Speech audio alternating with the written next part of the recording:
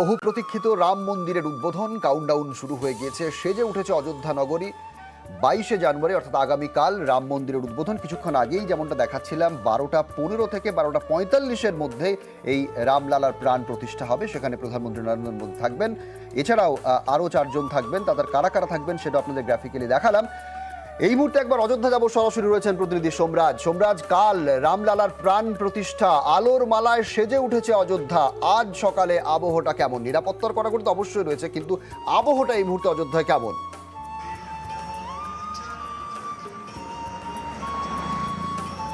দেখো, গোটা অযোধ্যাকে সাজিয়ে তোলা হয়েছে। মূলত অযোধ্যা বিমানবন্দর থেকে রাম মন্দির যাওয়ার যে 5 কিলোমিটার রাস্তা, গোটা রাস্তা ইতিমধ্যেই সাজানো প্রস্তুত হয়ে গেছে।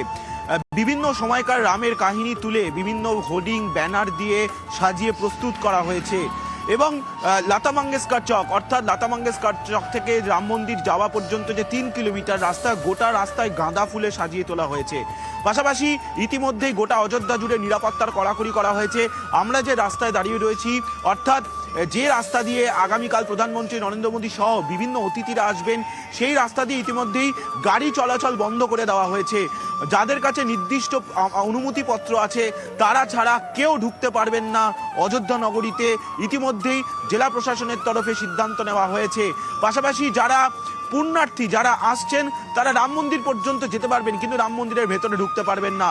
নিরাপত্তার কড়াকড়ি তোমায় বলছিলাম, আমি আমার চিত্র সাংবাদিক খোকন দাসকে বলবো সেই ছবিটি দেখাতে।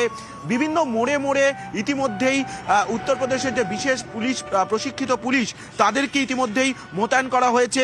তার সঙ্গে তোমাকে যে ইতিমধ্যেই যে তথ্য জানাতে চাইবো তা হলো, মোট উত্তরপ্রদেশ পুলিশের তরফে 3 জন ডিআইজিকে মোতায়েন করা হয়েছে। তার সঙ্গে 17 জন আইপিএস থাকছে গোটা নিরাপত্তার দায়িত্ব অর্থাৎ উত্তরপ্রদেশ পুলিশের তরফে।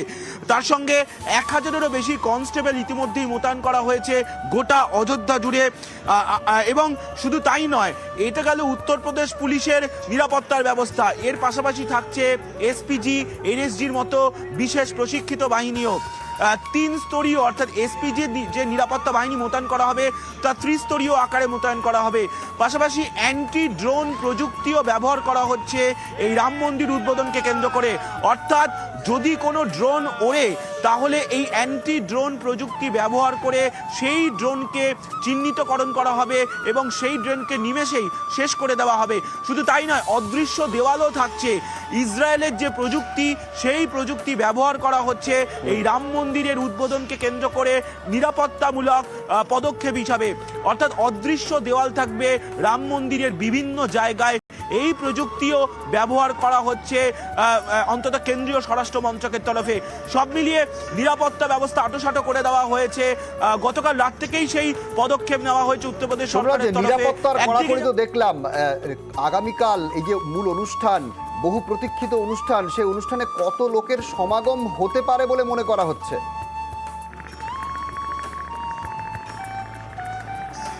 দেখো, ইতিমধ্যেই যেটা এখনো পর্যন্ত আমন্ত্রিত যে তালিকা, সেখানে দেখা যাচ্ছে যে প্রায় 5000 আমন্ত্রিতদের তালিকা রয়েছে যারা আগামীকাল আসবেন। তার মধ্যে অবশ্যই দেশ বিদেশের বহু বিশিষ্ট ব্যক্তিত্বরা আছেন, দেশ বিদেশের বহু শিল্পপতিরাও আছেন। কিন্তু তার সঙ্গে যেটা জেলা প্রশাসন বা উত্তরপ্রদেশ সরকার যেটা মনে করছে, বহু পুণ্যার্থীরাও আগামীকাল ভিড় জমাতে পারেন এই রাম মন্দির উদ্বোধনকে কেন্দ্র করে। তাই এই যে রাম মন্দির সংলগ্ন যে 5 কিলোমিটার এলাকা, আগামীকাল এই এলাকায় কোনো পুণ্যার্থীদেরও ঢুকতে দেওয়া হবে না। অন্তত উদ্বোধন অনুষ্ঠান যখন চলবে, অর্থাৎ দুপুর 12টা 15 থেকে দুপুর 12টা 45 এবং প্রধানমন্ত্রী যতক্ষণ থাকবেন অযোধ্যায়, প্রধানমন্ত্রী থাকার কথা 10টা 45 থেকে বিকেল 4:30 পর্যন্ত। তাই ততক্ষণ কোনো পুণ্যার্থী বা কোনো যারা আসবেন সাধারণ মানুষ তাদেরকে ঢুকতে দেওয়া হবে না। গোটাটাই 2টি জোনে ভাগ করেছে উত্তরপ্রদেশ সরকারের তরফে। একটি হচ্ছে ইয়েলো জোন, একটি হচ্ছে রেড জোন। এবং আমরা যে জায়গাটায় দাঁড়িয়ে রয়েছি সেটি আগামীকাল রেড জোন হিসাবে ব্যবহার করা হবে উত্তরপ্রদেশ সরকারের তরফে। অর্থাৎ নিরাপত্তার কড়াকড়ি রয়েছে, তার সঙ্গে বহু আমন্ত্রিত অতিথি তারা আসবেন, তাদের জন্য 3টি গেটও প্রস্তুত করা হয়েছে। অবশ্যই আমরা আজ সেই ছবিও দেখাবো, সেখানে যাব। যেহেতু আজকে নিরাপত্তার কড়াকড়ি, তাই গোটাটাই কিন্তু আমাদের পায়ে হেঁটে করতে হবে। তার কারণ আজকে কিন্তু কোনো রকম গাড়ি যাতায়াত করতে দেওয়া হবে না। শুধুমাত্র যাদের কাছে পাস আছে তারাই শুধুমাত্র ভেতরে ঢুকতে পারবেন। অর্থাৎ যেখানে আমরা দাঁড়িয়ে রয়েছি সেখান থেকে রাম মন্দির যাওয়ার যে রাস্তা, সেই রাস্তা যাদের কাছে শুধুমাত্র অনুমতিপত্র রয়েছে তারাই ঢুকতে পারবেন।